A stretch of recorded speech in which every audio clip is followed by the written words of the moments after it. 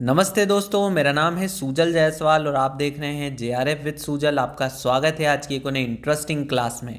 आज की इस क्लास में हम फणीश्वर नाथ रेणु जी की एक फेमस कहानी लाल पान की बेगम पढ़ने जा रहे हैं।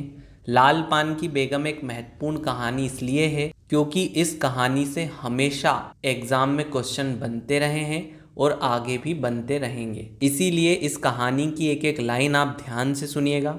चलिए आज की इस क्लास को हम स्टार्ट करते हैं। लाल पान की बेगम कहानी नारी सशक्तिकरण को केंद्र में रखकर लिखी गई है। इस कहानी के माध्यम से रेणु जी ने नारी के स्वाभिमान और आत्मसम्मान की चाह को जग जाहिर किया है।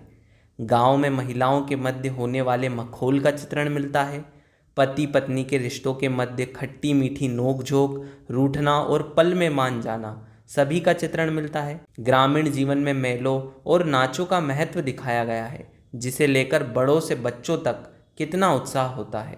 कहानी के पात्र देख लेते हैं।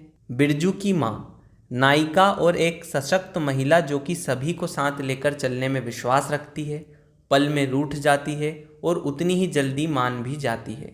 बिरजू के पिता एक डरपोक किस्म के इंसान हैं जो खुद की चाह को हमेशा दबा कर रखते हैं। बिरजू और चंपिया दोनों भाई बहन हैं। मखनी भुआ जिनका कोई नहीं है। जंगी की पुतोहू एक मुंहजोर नवविवाहित स्त्री जो बिरजू की माँ से नहीं डरती है। यहाँ पर थोड़ा सा टाइपिंग एरर है, ये जंगली की पुतोहू नहीं होगा, जंगी की पुतोहू होगा। और अंतिम पात्र है सुनरी जो कि गांव की एक स्त्री है। ये सभी पात्र काफ़ी महत्वपूर्ण हैं और इनसे भी ज़रूरी है इन पात्रों की विशेषताएं। तो आप इन सभी को अच्छे से याद कर लीजिएगा क्योंकि पात्र और विशेषताओं से संबंधित क्वेश्चन एग्जाम में बन सकता है। आइए कहानी के सारांश की तरफ बढ़ते हैं। कहानी की शुरुआत बिरजू की माँ के गुस्से के साथ होती है, जहाँ एक और बिरजू शकरकंद खाने की हट कर रहा था। चंपिया जो सामान लेने गई थी अभी तक लौटी नहीं थी और बेचारा बकरा कुकुरमाची के कारण परेशान कर रहा था।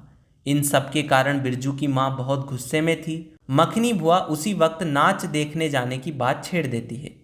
गुस्से में बिरजू की माँ कहती है, बिरजू की माँ के आगे नाथ और पीछे पगहिया हो तब न भुआ। इस बात से भुआ को बुरा लगा और वह वहां से चली गई।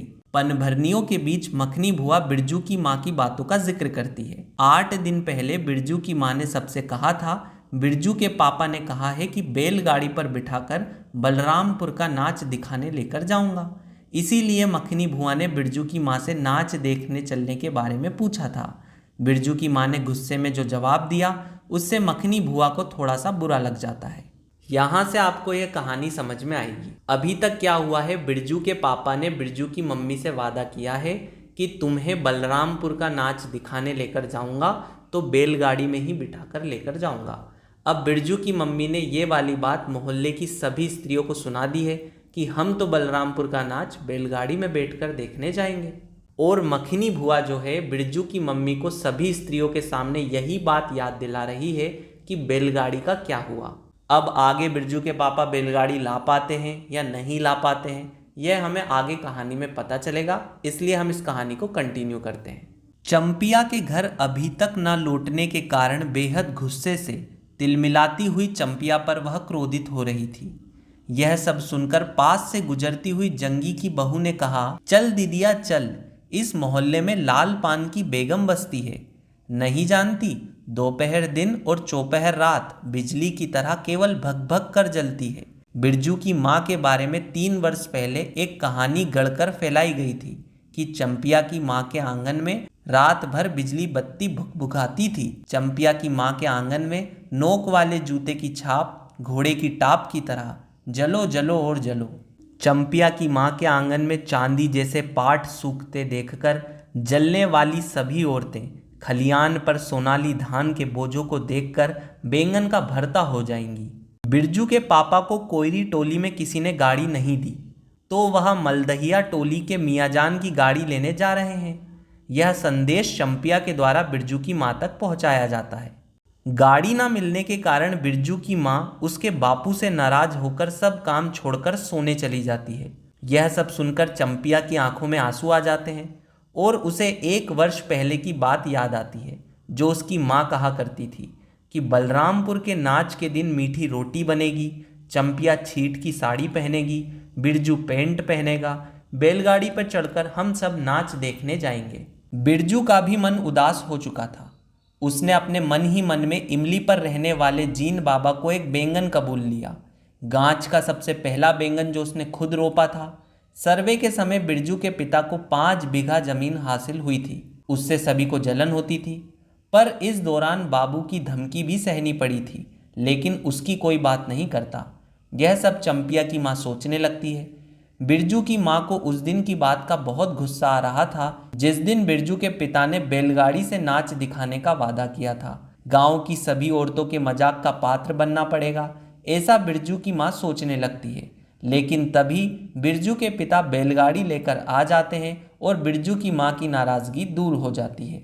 बिरजू और चंपिया दोनों बहुत खुश हो जाते हैं। मखनी भुआ को घर की पहरेदारी करने को रखकर खुद सज धज कर गाड़ी में नाच देखने के लिए चले जाते हैं। गाड़ी में जगह होने के कारण बिरजू की माँ ने जंगी की बहू को भी अपने साथ लेते चलने के लिए गाड़ी रुकवाई। जंगी की बहू, लरेना की पत्नी और राधे की बेटी सुनरी तीनों को साथ में गाड़ी में बिठाकर यह सभी बलरामपुर की ओर नाच देखने चल पड़ते हैं।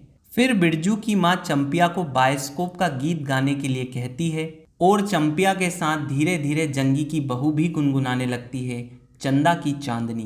बिरजू की माँ के मन में जंगी की बहू के प्रति खटास खत्म हो गई और मन ही मन जंगी की बहू की तारीफ करने लगी कि कितनी प्यारी बहू है। सच ही तो कहा है लाल पान की बेगम, यह कोई बुरी बात नहीं। वह खुद ही सोचने लगती है कि वह खुद ही लाल पान की बेगम है। अपने पहनावे, लाल साड़ी की तरफ एक बार नज़र डालती है और अपने चेहरे की तरफ भी। बिरजू की माँ के मन में अब कोई भी लालसा शेष नहीं है और वह सोने चली जाती है। और इसी के साथ यह कहानी खत्म हो जाती है। ये कहानी बहुत इंपॉर्टेंट है, इसमें से हमेशा क्वेश्चन बनते हैं, इसीलिए इसकी पीडीएफ भी जल्द ही मैं अपने टेलीग्राम चैनल पर डाल दूंगा। वहाँ से आप इसे डाउनलोड कर लेना और अच्छे से और पढ़ लेना। अगर आपका कोई भी क्वेश्चन है, कोई भी सुझाव है तो आप हमें कमेंट बॉक्स में कमेंट करके बता सकते हैं।